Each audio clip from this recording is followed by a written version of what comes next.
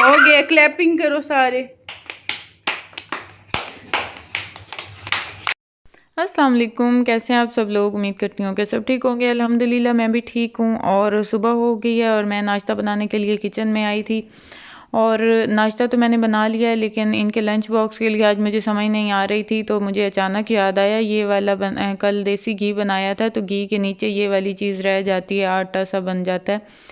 तो ये पड़ी थी, इसमें काफ़ी घी भी था, देसी घी। तो लास्ट टाइम मेरी सिस्टर ने बनाए थे। इसकी ये रोटी बनती है, इसमें आटा डाल के और उसमें गूंद देते हैं आटा और थोड़ा सा नमक डाल के, और फिर ये ना रोटी बनाते हैं। और ये इतनी मज़े की नरम सी क्रिस्पी सी नमकीन सी रोटी बनती है।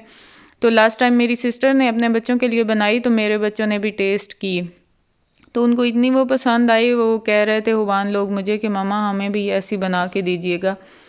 तो आज ये चीज़ पड़ी हुई थी और फिर मैंने इसमें ये देखें आटा गूंदा, और मैंने सोचा मैं इनको बना के देती हूँ, अगर इन्हें पसंद आ गई तो लंच बॉक्स में यही दे दूँगी, क्योंकि ये बहुत क्रिस्पी सी बहुत मज़े की ये बनती है। इसको गूंदने के बाद पकाते वक्त इसके ऊपर ऑयल या घी नहीं लगाते, इसमें ऑलरेडी अंदर इतना होता है ना घी, तो इसकी ज़रूरत नहीं पड़ती। तो ये बहुत सॉफ्ट सी अच्छी सी बनती है नमकीन सी रोटी।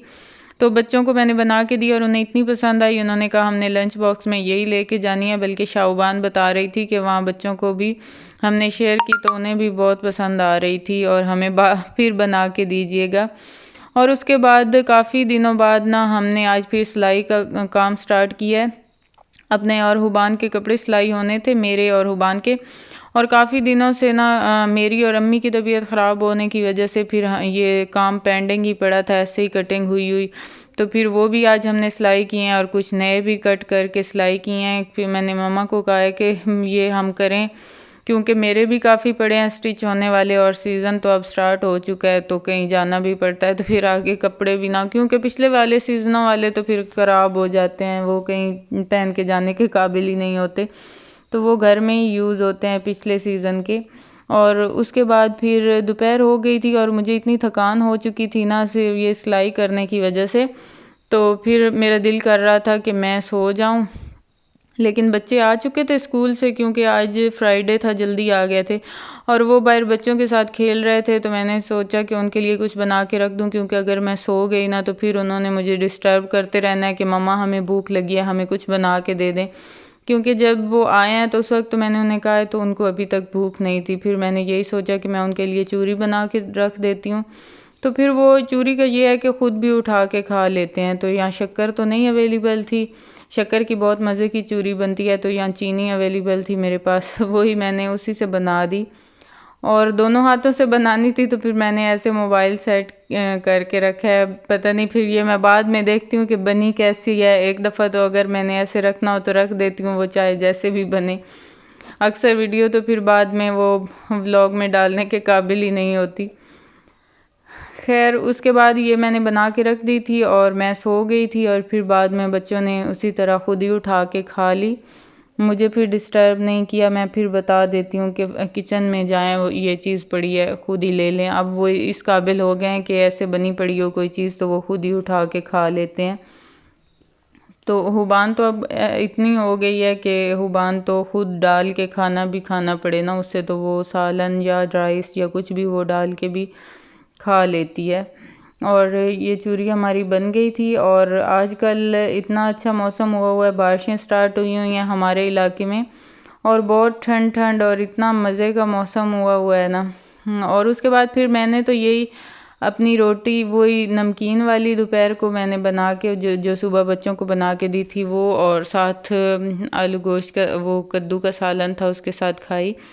और यहाँ अमार की बर्थडे थी, बर्थडे नहीं थी, अमार चलना स्टार्ट हुआ है, तो उसके दादा अबू केक ले आए थे और अमार यहाँ काट रहा था। और काटने का स्टाइल देखें, फर्स्ट टाइम ऐसे सारे केक में छुरियाँ लगाई। और उसकी साथ सिस्टर और कज़न भी थे, और इन सब ने इंजॉय किया। इसके चलने की खुशी में ये केक कट हुआ था, और अमार की पिक्चर्स वगैरह भी बनी मेमोरी के लिए कि याद रहेगा जब ये चलना स्टार्ट हुआ था तो इतना सा था। और इस तरह इसने केक भी कट किया था। उसके बाद यहाँ बच्चों को भी मैं खिला रही थी। अफ़ान को आज नाक पे इतनी ज़ोर से चोट लगी है, इसने कुश्ती लड़ी है अपने कज़न के साथ, तो उसके कज़न से कोई इसे चोट लगी है नाक से और इतना ब्लड भी निकला है। ये घर में तो था नहीं, बाहर ही कहीं इन्होंने वो लड़ी है और इतना ब्लड निकला है। अब रात को मैंने चेक किया तो इसकी आंखें भी सुर्ख हुई हुई थी और नाक पे चोट का निशान भी था। गेट से बाहर जाओ, जल्दी जाओ, ऐसे बुलाओगे तो वो तुम्हें डालना ही नहीं देगा। बाहर ले जाओ, बाहर ले जाओ, भाग जाओ, इधर नहीं इसे डाला करो। अच्छा उधर साइड पे जल्दी कर।